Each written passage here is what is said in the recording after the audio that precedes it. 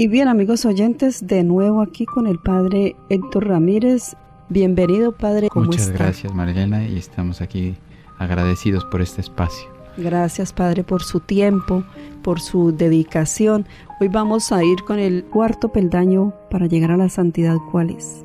Mira, el mensaje de Fátima propone la devoción al Inmaculado Corazón de María.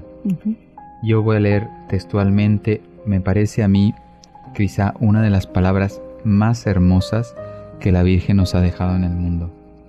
Dice, estamos hablando de la aparición del 13 de junio de 1917. Dios quiere establecer en el mundo la devoción a mi Inmaculado Corazón. Aquí viene la promesa. A quien la abrace, prometo la salvación.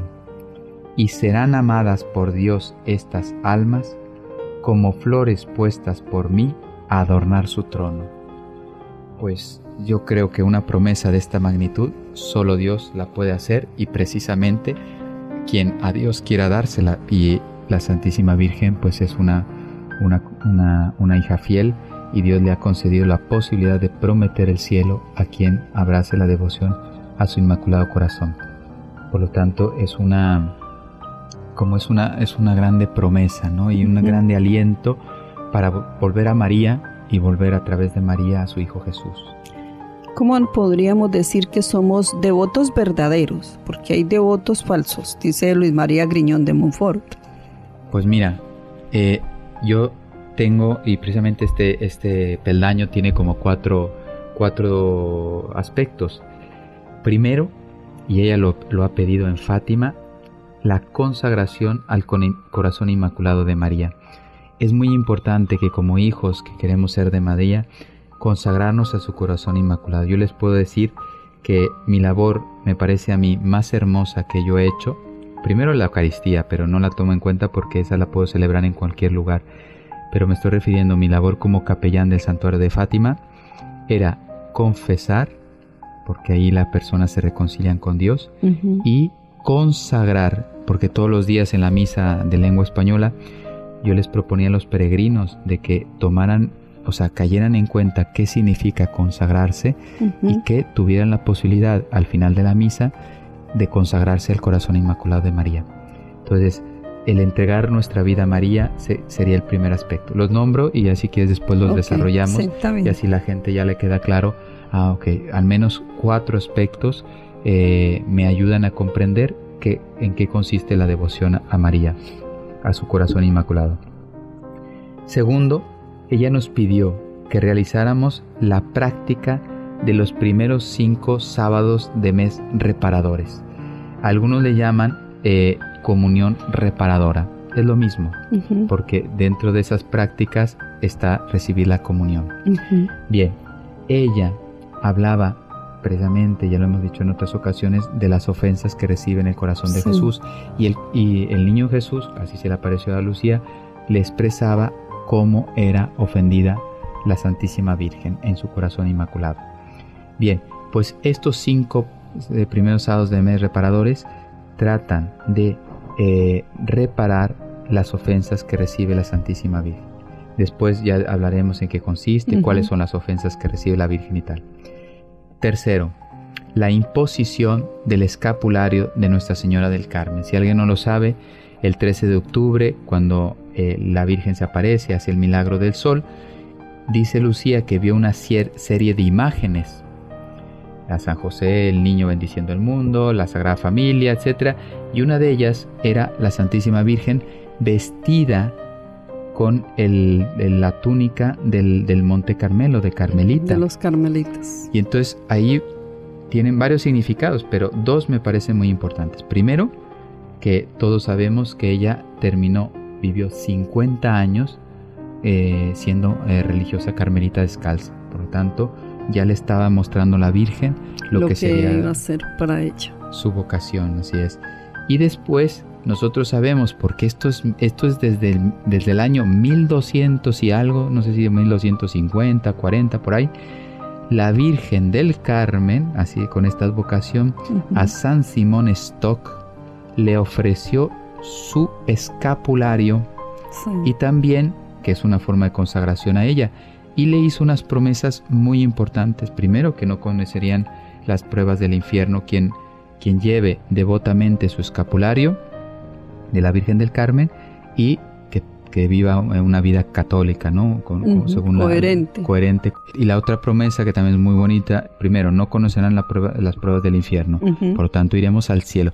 Y fíjate, ¿por qué no dice, Padre, entonces por qué no dice directamente que vamos al cielo? No, porque si yo tengo que reparar por mis penas que no reparé, pues pasaré por el purgatorio, aunque no me guste. Entonces, ella, para los que vayan al purgatorio, dice una cosa muy hermosa, dice: a los que mueran con mi escapulario no conocerán las pruebas del infierno, y si van al purgatorio, el sábado siguiente a su muerte, yo pasaré a recogerles y llevarles al cielo. Por lo tanto, si mis pecados meritaban más tiempo, pues por intervención e intercesión de María, yo pasaré a la vida eterna, porque he sido hijo fiel de ella. Devoto. Y el último punto, al menos que podemos proponer como devoción a la Virgen, que es el más importante y es el que hablaba San Luis María Griñón de Montfort: imitarla.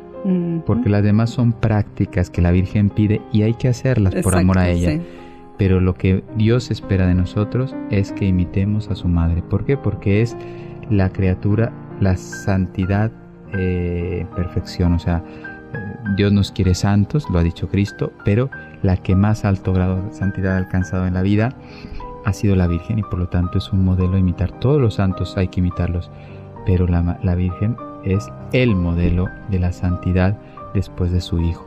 Y bueno, primero sabemos que es la toda llena de gracia, por lo tanto ella nos muestra que el gran combate, así como la vocación en el sentido positivo es ser santos como vuestro Padre Celestial es santo, bueno, el gran combate de la vida cristiana es ser hombres y mujeres anti-pecado, porque precisamente el pecado de nuestras almas es el que rompe la amistad con Dios y todas las consecuencias eternas de sufrimiento por estar alejado de Dios, ¿no? Entonces, su primera y más bella esencia de María es que fue inmaculada.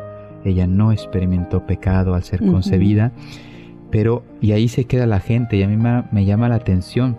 También hay que destacar de María que ella siguió creciendo en gracia. Si el Evangelio habla de que Cristo crecía en gracia en el sentido humano, no en el sentido divino, porque Cristo es persona única, era verdadero Dios y verdadero hombre, en el sentido humano, Cristo fue creciendo en gracia, lo dice la Escritura, que no se equivoca. Pues María no está escrito, pero siendo criatura con mayor razón, ella no fue concebida con pecado, sin pecado original, así decimos, y creció en las virtudes. Por eso se fue como entrenando. Claro, fue correspondiendo al amor de Dios, y conforme respondía, claro, con una perfección que a nosotros nos cuesta inclusive imaginar, no la imitamos, pero hacia eso debemos tender. Dios le daba más gracias, le pidió el sacrificio supremo, que es entregar al Hijo de Dios, porque ella no solamente entregó un hijo, hay madres que han entregado a su hijo en la muerte, en el martirio, etcétera. La madre de los macabeos no entregó 7 hijos al martirio, sí, pero ella entregó al Hijo de Dios, y ella sabía quién era Jesucristo. Entonces el amor entre ella y él no se puede comparar con otras entregas de madres que han dado a su hijo. Y acompañó en el sufrimiento de la cruz como nadie a Cristo. Bueno, entonces las virtudes, la llena de gracia, y por lo tanto vivió todas las virtudes de una forma fundamental. Yo suelo decir que hay virtudes que son, para mí, usando la imagen de una construcción, son la base para construir la santidad, un edificio, ¿no? ¿Cuáles son? No puede faltar en cualquier persona la humildad, porque es básica. Todos los santos son humildes, los canonizados.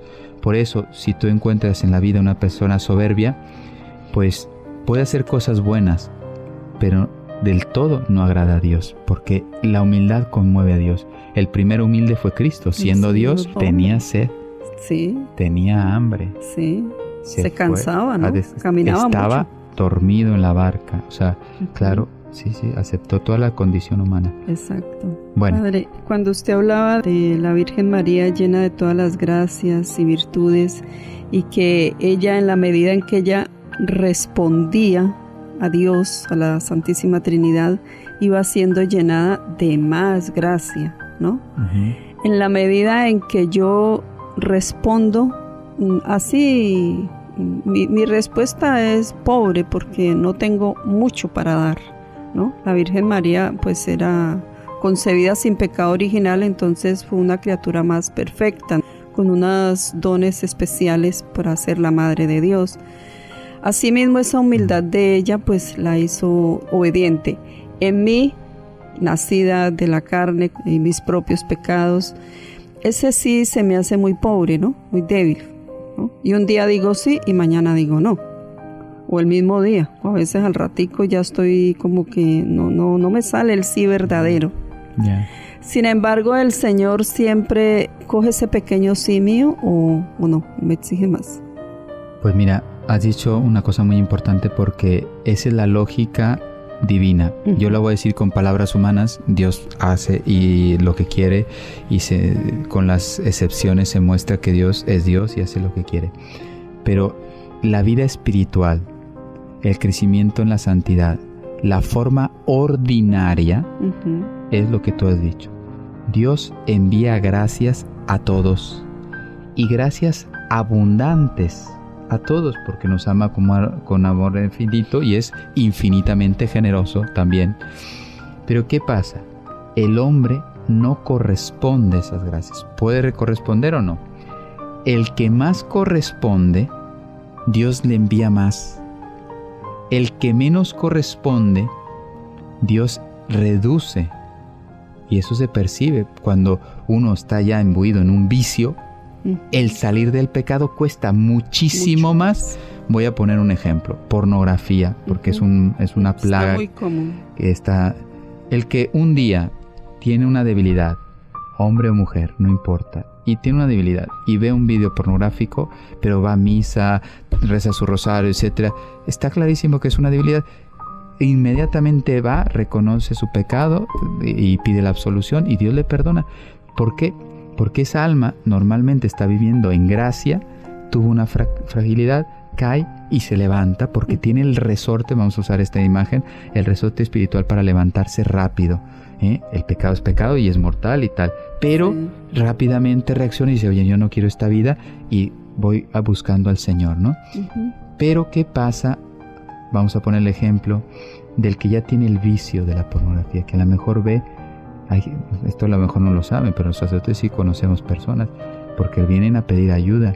Hay personas que ven más de 2 o 3 horas al día, todos los días pornografía. Es una adicción como la droga. Bueno, entonces esa persona sabe que es pecado, sabe que está destruyendo, porque la pornografía divide internamente a la persona, la destruye. Entonces quiere salir, pero no tiene, vamos a usar la misma expresión, el resorte espiritual para salir. ¿Por qué? Porque como fue pecando durante mucho tiempo, Dios sigue enviando gracias, no abandona a sus hijos, pero manda menos, no porque Él no sea bueno, sino porque han sido rechazadas. Y entonces Él, para no desperdiciar sus gracias, nos empieza a enviar menos. Siempre podemos salir de nuestros pecados, pero esa persona, cuando ya se convenza para salir, su salida va a ser tortuosa. Más difícil. En cambio, esta persona que cayó una vez por error, por fragilidad, por lo que sea, porque estaba con los amigos y le enseñaron un video pornográfico y no supo decir que no, se recupera y dice, oye, no, que yo sigo con mi rosario, mi adoración, mi misa diaria.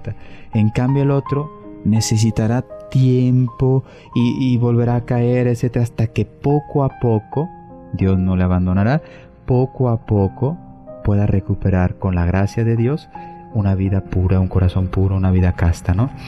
Bien, ese es un ejemplo, ¿sí? Entonces, estábamos hablando también, volviendo un poquito a las virtudes que me pedías de la Virgen, que yo les decía que son la base. La humildad, la obediencia, la fortaleza, la pureza. Sin estas virtudes no podemos avanzar. Y me baso en las bienaventuranzas. Bienaventurados los puros de corazón, porque ellos verán a Dios. Bueno, estas 4 virtudes serían las primeras virtudes a imitar de la Santísima Virgen. Bendíganos, Padre, por favor. El Señor esté con ustedes y con tu espíritu. La bendición de Dios Todopoderoso, Padre, Hijo y Espíritu Santo, descienda sobre ustedes y permanezca para siempre. Amén. Amén.